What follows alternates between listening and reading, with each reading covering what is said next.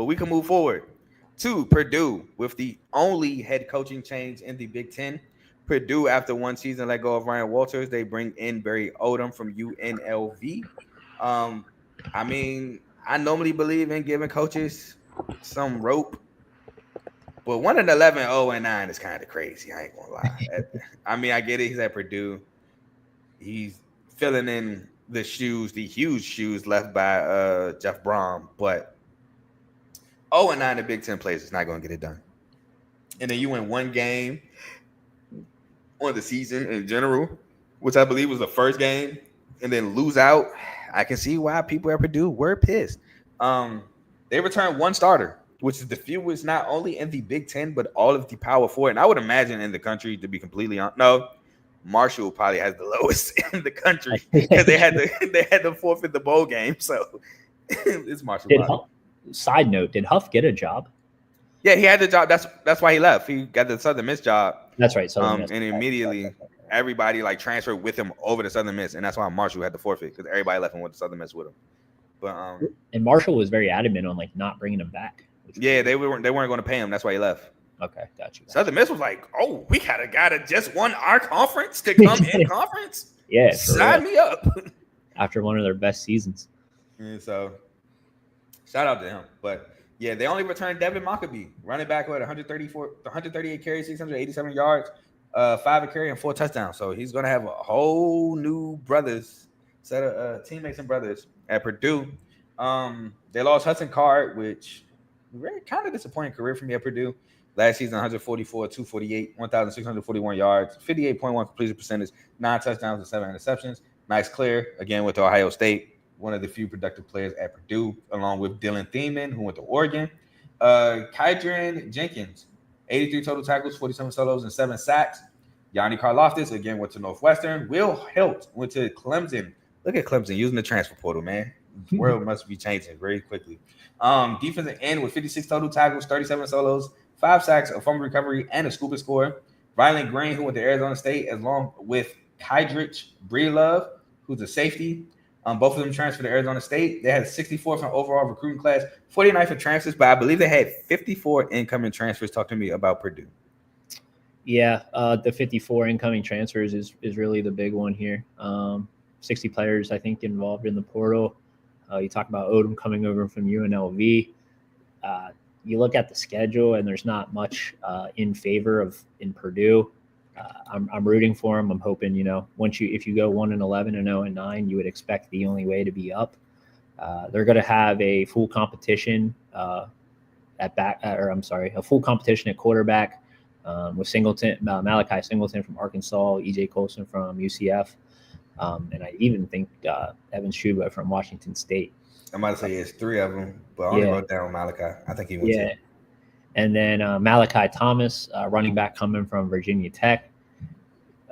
And then 5 new starters basically going to be on the offensive line. So it's hard to project what this team's going to do when it's essentially a brand new team.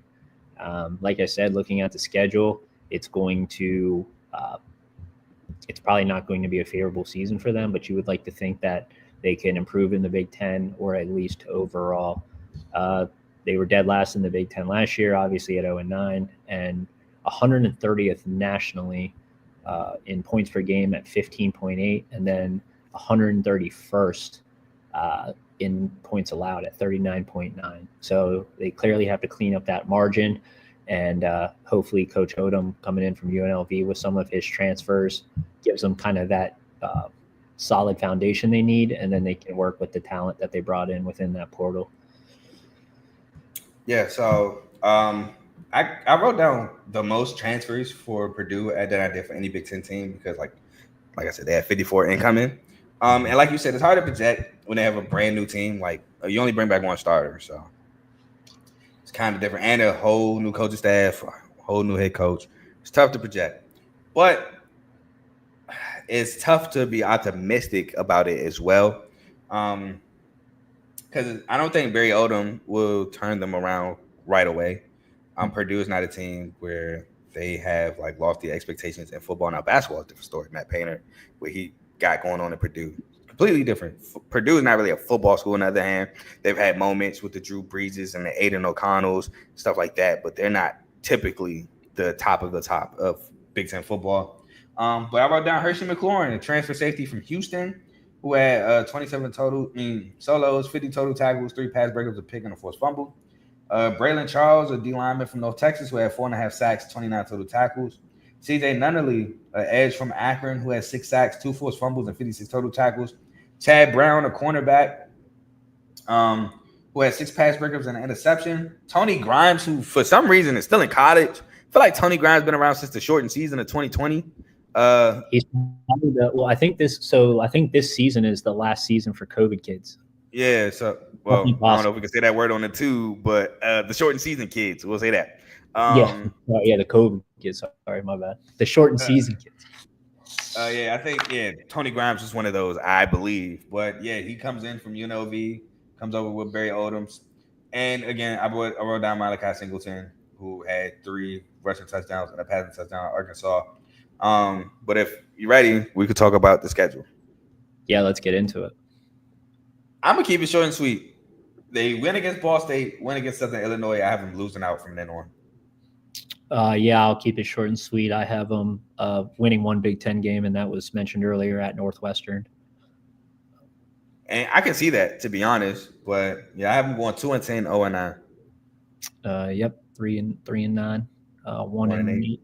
Yep. So we both have the under 3.5 win total for Purdue. Sorry, Barry Odom, rough first season, but to be honest, you expected that with the job. So we'll move on.